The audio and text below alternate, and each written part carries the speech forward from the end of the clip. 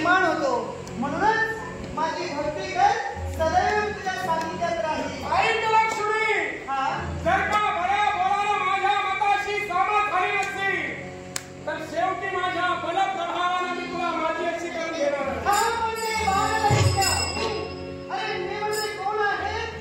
क्या विश्वाची देवता, पालन करती देवता महाविष्णू यांची अर्धांगिनी आहे. वैकुंठ नारायणाची धर्मपत्नी म्हणून हे सारं जग माझं वंदन करतं. आणि असं असतानाही माझ्या अस्तित्वाला कलंक लावण्याचं धाडस तू करतोय.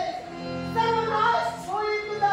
ऐक लक्ष्मी, तुझ्या प्राप्तीसाठी माझा सर्वनाश झाला तरी चालेल, पण जोपर्यंत तुला मी माझी अशी करून घेणार नाही तोपर्यंत मी माघारी जाणार नाही. हे बाणदैत्य, अरे पातिव्रत्य तेजाने नटलेली ही लक्ष्मी आहे. पतिव्रता स्त्री आहे. पतिव्रता स्त्री इतर पुरुषाचा विचार सुद्धा करू शकत नाही. म्हणून जा, सामोपचाराने समजावते तुला.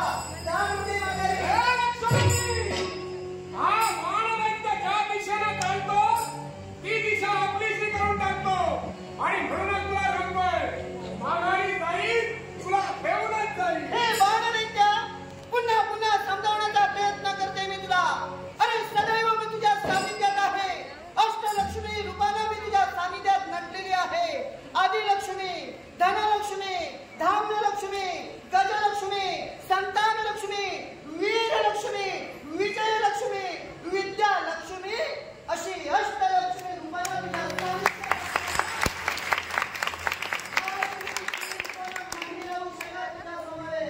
लक्ष्मी, हा सागरातून तुझा जन्म झाला. खरंय. त्या सागरातून शंख वर आला. हा तो शंख गोसावण्याच्या झोळीत बसून दारोदारी भिक्षा मागतोय आणि मला सांगतोय अष्टरूपानं नटली आहे. पण हे हा ही आठही तुझी रूप चंचल आहे आणि ही आठही चंचल रूप माझ्या हृदयाची स्वामिनी बनून राहावी असंच मला वाटतंय. हे बाणदैत्य, अरे तुझ्या कुळात जन्माला आलेला प्रल्हाद, हा प्रल्हाद दैत्य कुळात जन्माला आला आणि यानं भक्ती केली नारायणाची. सदैव आपल्या मुखात त्यानं नाव ठेवलं नारायणाचं. अरे किती संकट झेलली त्याने. अरे त्याला किती शासन करण्यात आले. असं असताना सुद्धा त्याची भक्ती श्रेष्ठ ठरली आणि या विश्वाच्या ठिकाणी भक्त प्रल्हाद म्हणून नावारूपाला आला.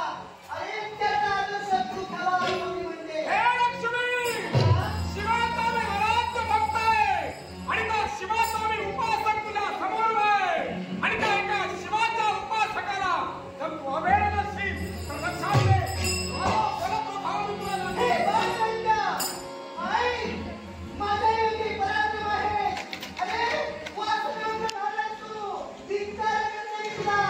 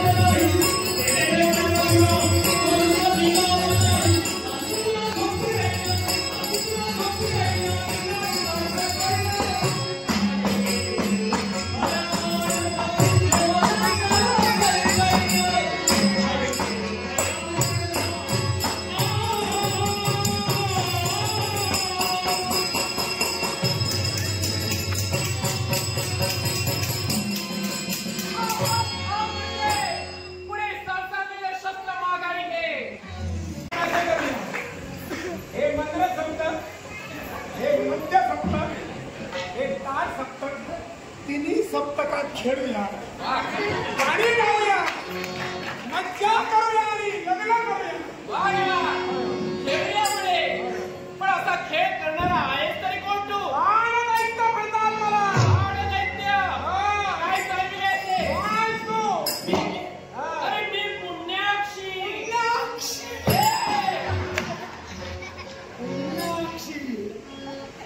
पुण्याक्षी फार बरं झालं. माझा देव एवढा भोळा आहे, तुला सांगतो. माझ्या देवाला डोळे 3, एक चंद्र, दुसरा सूर्य आणि तिसरा अग्नी. त्याला डोळे 3 म्हणून मला बायका 3. एक 2 आणि 3. जसं देवानं आपल्यासाठी काही राखून ठेवलं तसं माझ्यासाठी सुद्धा काही राखून दैत्य. समाधान वाटलं. अरे देवाचा भक्त म्हणून तू सांगतोय, पण देव स्त्रियांची लग्न झालेली आहे आणि त्या लग्न झालेल्या स्त्रियावर कुदृष्टी टाकण्याचा प्रयत्न तुझ्या कर्मी केला जातोय. आणि म्हणूनच तुला सांगते, तुझ्या मनाचे घोडे स्नायू उजळून करतायत, त्याला वीज विवेकाचा लगाम घाल. पाया पडायचा नसतो. आजपर्यंत हा विश्वाचा डोराला चाललेला आहे, तो फक्त बलाच्या प्रभावानं चाललेला आहे. जीवस्य जीवनम. एक जीव दुसऱ्या जीवाला खाऊनच आपली उपजीविका करतो. हा विश्वाचा नियम आहे. आणि म्हणूनच मी तुला सांगतोय, बल प्रभावानं का होईना लग्न तुमच्या बरोबर आहे. अरे काय कुणाची हिंमत लागून गेली आहे? संपूर्ण घटो न करोति शब्दम अर्धो घटो दोष मुपैती नूनम. अरे संपूर्ण पाण्याला भरलेला घडा केव्हा वाजत नाही, अर्धा भरलेला घडा मात्र खळखळाट वाजत असतो. शिवशंभू भोलेनाथानं तुला वरदान दिलंय. त्या वरदानाच्या योग्य करून तू उन्मत्त झालायस, पण तो उन्मत्तपणा नाही थोडीच मिळवला तर गावाची पुण्याक्षी नाही. विश्वकर्मा ब्रह्माने तुला तुझा जीवाचा दान देऊ शकत नाही. जर का माझ्याबरोबर विवाह तुझा झाला नसेल, सागराच्या उसळण्याला सुद्धा काही मर्यादा असतात. जर तू तुझी मर्यादा ठेवली, सुद्धा माझी मर्यादा असते. सावधान, तुझ्याशी संघर्ष.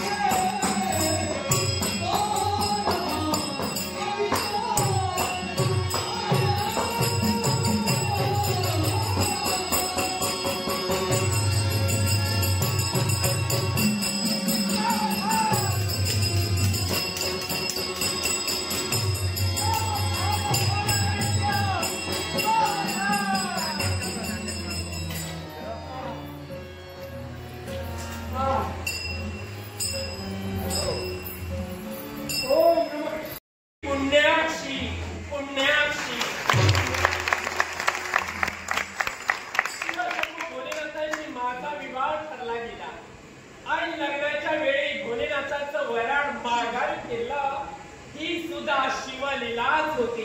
कारण असं जर शिवशंभू भोलेनाथांनी केलं नसतं तर तुला मृत्यू आला नसता.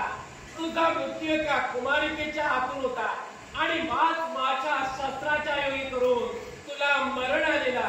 माते